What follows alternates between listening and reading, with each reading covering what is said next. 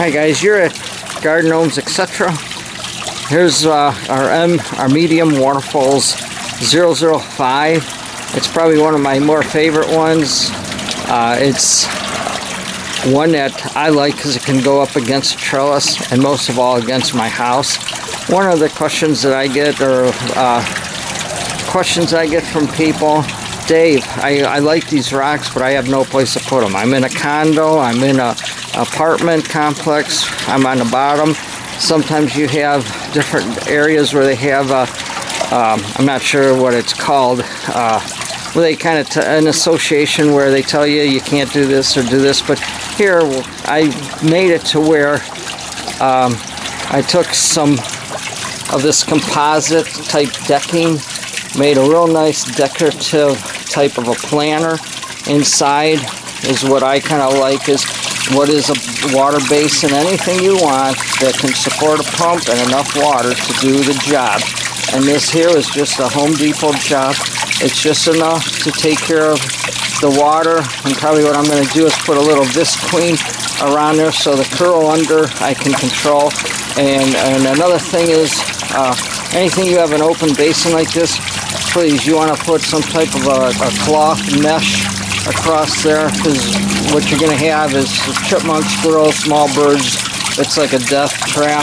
So what I'm going to do is probably take 4x4s, put it in each of the corners, put a cloth netting, and I'm going to take the stuff that you would use for a door, the screening, put that over, so it's going to be like a fine filter. And then I'm going to put probably a couple ferns on each side to dress this up. And another thing is I got a bracket here for a rain chain fountain, so I'm going to do a couple things with this just to show you what we can do. Back behind, just to show you the mounting. One main piece that went across the decorative containment that I made goes straight up. I have the waterfall mounted there, and then I got some cross pieces there. So I have, let's see, 2, 4, 6 places where this thing is mounted securely, so it's not going to go. So again, the basis of this is just to show you that no, you don't need a liner pond, you don't need another type of a universal thing. If you want to have something fancy, you want to make this to where you want to put some plants and make this, and you can also probably put a board right across the front of this, put some of your petunias. I would go with something that's going to take some water, because there is a little bit of splashing, not a whole lot. So here again you can see the different water cascading down. It's right in front of my, going into my door. Believe it or not, this is loud enough. I can hear the nice water cascading inside the house. Again, it's partially in the works here.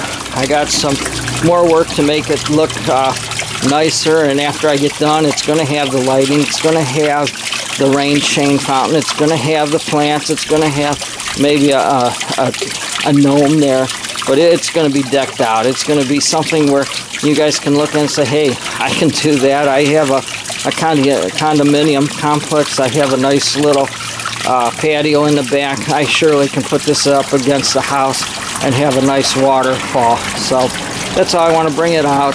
There's different ways of using these different types of rocks. Another thing is I had a gentleman wanting for a hot tub. Very easily done. You can have this drape right into the hot tub, put a lattice work behind, build a little tool thing behind it, and you got yourself a nice waterfall going into a hot tub. These universal rocks, they're very creative on what you can do. Anything can be done. They're for all aspects of your garden or backyard landscape.